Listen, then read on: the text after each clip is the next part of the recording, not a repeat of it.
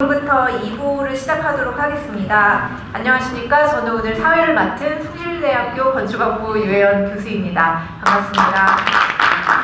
오늘 참석하신 운영진 및 자문위원, 지도 교수님들은 1부에서 소개를 하였다고 들었습니다. 다만 1부에서 예산을 미처드리지 못한 박태원 수석 부회장님, 광운대학교 교수님 인사드리겠습니다.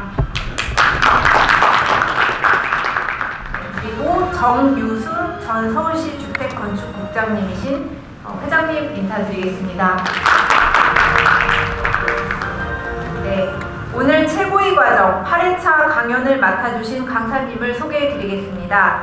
김종은 회장님이신데요. 한미글로벌 회장님이시고 사회복지법인 따뜻한 동행 이사장님이십니다. 한반도 미래인구연구원 창립자이시기도 하고요. 서울대학교에서 2017년 박사학위를 받으셨습니다. 이 외에도 굉장히 많은 양력이 있는데요. 대한민국 100대 CEO 16번째로 선정이 되셨었고요. 그리고 건설산업선진화위원장으로 2008년에서 2009년 사이에 장관급이셨습니다. 사회복지법인 따뜻한 동행 설립을 2010년에 하셨고 CEO 지식 나눔 창립을 2010년에 하셨습니다. 한반도 국토포럼 창립을 2014년에 하셨습니다.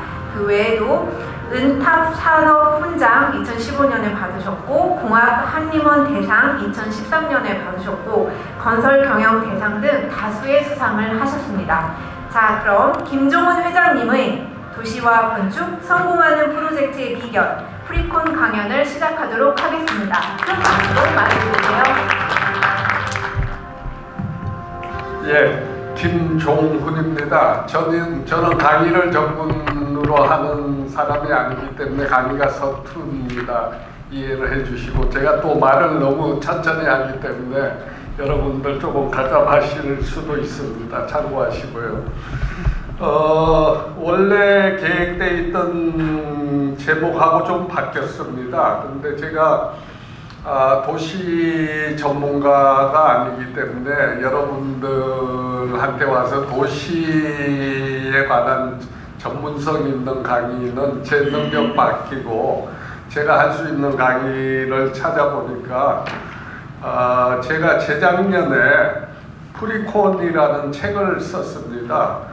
책이 제법 팔린 책인데 재작년에 사실은 그거를 시작한 지는 몇 년 됐는데 제가 후학들한테 또는 후배들한테 남길 수 있는 저 나름대로 유산이 뭘까 이렇게 생각을 했는데 거기서 생각을 한 게 이제 건설 프로젝트라든가 도시 프로젝트 다 마찬가지로 프로젝트인데 프로젝트를 성공시키는 어떤 방법론이 있겠다라는 것을 생각하고 거기에 대한 연구를 꽤 여러 해 동안 해서 그 결과물로 책을 냈습니다.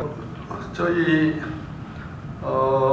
나름대로 마케팅 내지는 홍보 영상으로 쓰던 짧은 동영상이 있는데 한번 보시겠습니다. 건설의 마스터피스 프리콘이 아니었다면 탄생할 수 있었을까?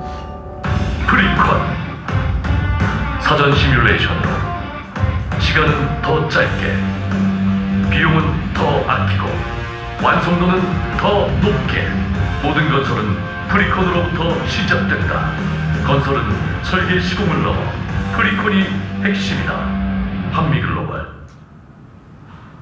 이게 굉장히 유명한 프로젝트죠. 그 싱가포르에 있는 마리나 베이 프로젝트인데 자세한 것 이따 잠깐 살펴보겠습니다.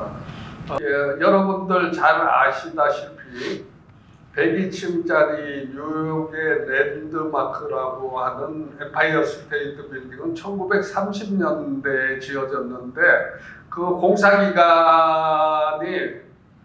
13.5개월밖에 안 걸렸고요. 설계를 시작해서 완료된 게 20개월, 그 공사가 완료된 게 20개월에 다 끝난 겁니다. 그 설계가 완성된 단계에서 공사를 한 게 아니고 요새 얘기하는 패스트 트랙으로 설계하고 시공을 동시에 가져가는 건데 얼마나 빨리 공사를 했나를 보면 이게 그때의 실제 사진입니다. 제일 처음에 나온 게 철거 및 도공사로 돼 있는 게 1930년 3월 달입니다. 근데 맨 마지막에 있는 85층 철골 완료된 게 30년 9월 20일입니다. 그래서 처음 시작부터 해서 86층 골조 완료된 상태까지는 6개월밖에 안 걸린 겁니다. 여기에 들어간 철골 물량이 대략 한 6만 톤 정도 되거든요. 그거를 6개월에 했으니까 한 달에 대략 10,000톤 정도를 철골 공사를 했는데 여러분들이 철골 6만 톤, 10,000톤 하면 감이 안 잡히실 것 같아서 제가 예를 들면 저 테헤란로에 있는 20층 정도 되는 고층 빌딩에 들어가는 철골량이 대략 한 2,000톤에서 3,000톤 정도 됩니다. 그러니까 그런 건물을 20개 내지 30개를 골조 공사하는 철골 공사를 6개월에 완료했다는 거죠. 이 프로젝트의 내막을 알고 보면 굉장히 재미있는 스토리가 있습니다. 그래서 시간 관계상 내막은 다 얘기할 수가 없고 우선 이 설계안이 국제 꼼페이에서 선정이 됐는데 워낙 저거를 갖다가 입찰 규정에 이 설계안이 안 맞았습니다. 이 건물을 앉혀놨는데 대지에도 안 맞고 그래서 심사위원들이 다 제껴놔서 떨어진 안인데 나중에 심사위원 우두머리 격인 사람이 그날 교통사정이 안 좋아서 늦게 와서 떨어진 안에서 한번 살펴보는 데서 여기 딱 꽂혀서 이게 기사회생으로 선정된 건데 굉장히 난해한 공사였죠. 그 당시에는. 그래서 이게 예산이 결과적으로 당초 세운 예산의 15배가 초과했고요. 공사 기간은 당초보다 6년 이상이 됐는데 그래서 1973년도에 완료됐는데 15배니까 이거 뭐 말씀이 아니지 않습니까? 그런데 이게 워낙 디자인으로 뛰어나기 때문에 바로 그냥 호주를 대표하는 랜드마크가 됐고 급기야는 현대 건축물 중에 그런 사례가 없는데 유네스코 문화유산으로 지정이 됐습니다. 그런 아주 유명한 프로젝트인데 관리적으로는 참담하게 실패를 했는데 사업적으로는 성공했다고 볼 수 있고 그래서 한 10년 전 통계는 이 건물을 보러 1억 명이 왔다 갔다고 그런 통계가 있을 정도입니다. 자, 건설 프로젝트, 도시 프로젝트를 성공하는 5가지 핵심이 어떤 거냐? 저는 이제 5가지를 꼽고 있습니다. 첫 번째 발주자, 두 번째 프리콘, 세 번째 좋은 설계, 네 번째 팀워크와 사람, 5번째 프로젝트 관리. 선진국, 영국이나 미국 같은 데의 건설의 혁신운동은 기본이 발주자 혁신운동입니다. 특히 영국에서는 건설의 혁신을 공공발주자나 민간발주자들이 모여서 워크숍도 하고 포럼도 하고 우리가 잘못한 게 뭐냐 이런 거를 계속 찾아가면서 그런 바꾸는 노력, 건설의 혁신을 발주자 혁신이 주도하고 있다는 게 참 부러운 얘기입니다. 그래서 발주자가 똑바른 발주자가 되기 위해서는 이런저런 어떤 규칙을 만들어 놓고 그거를 저걸 갖다가 지키려고 굉장히 노력하는 거죠. 거기 7번에 보면 제일 싸구려가 제일 경제적이라는 인식을 버려라. 8번에 발주자가 똑똑해야 건설 산업계를 똑똑하게 활용할 수 있다. 공공건설 사업에 대해서 보다 상업적인 마인드를 가져라. 마지막 등등 이런 거를 십계명처럼 자기네들이 지키는 노력을 하고 있고 데이터를 실제로 만들어서 그걸 다 공개하고 그 혁신을 주도하고 있습니다. 이게 딱 적합한 예가 될지는 모르겠는데 빌바오 구겐하임 미술관은 아주 위대한 발주자가 위대한 건축가한테 이런 작품을 의뢰를 했습니다. 이건 도시하고도 밀접한 관계가 있는데 이게 미술관이거든요.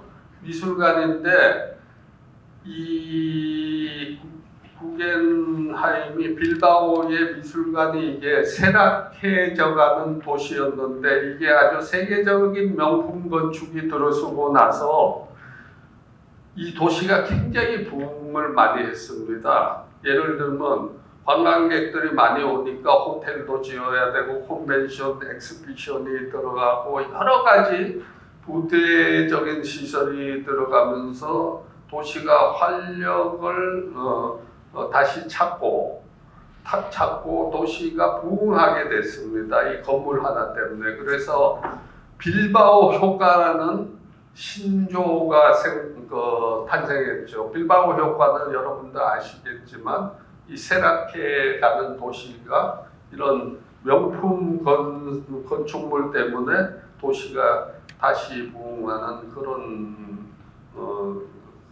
그런 뜻을 내포하고 있는 경제학적인, 경제학적인 용어로도 쓰이고 있습니다. 이걸 처음 가서 봤을 때, 이걸 어떻게 건설했을까라는 생각보다도, 이런 건축물을 어떻게 설계했을까?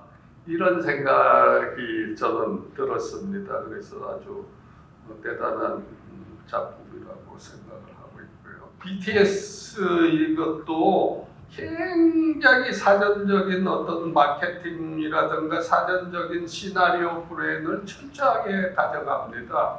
그래서 BTS는 어떻게 보면 데이터의 결과물이고 과학의 결과물입니다. BTS 공연하는데 그 흔드는 등 있잖아요. 그것도 전부 다 전자기기하고 저거 해서 시뮬레이션이 다 돼서 색깔이 나오고 글씨가 나오고 그런 거고, 영화 같은 것도 마찬가지로 사전에 콘티라든가 시나리오 이런 게 완벽하게 검증이 되고 영화화가 되니까 히트가 치는 겁니다.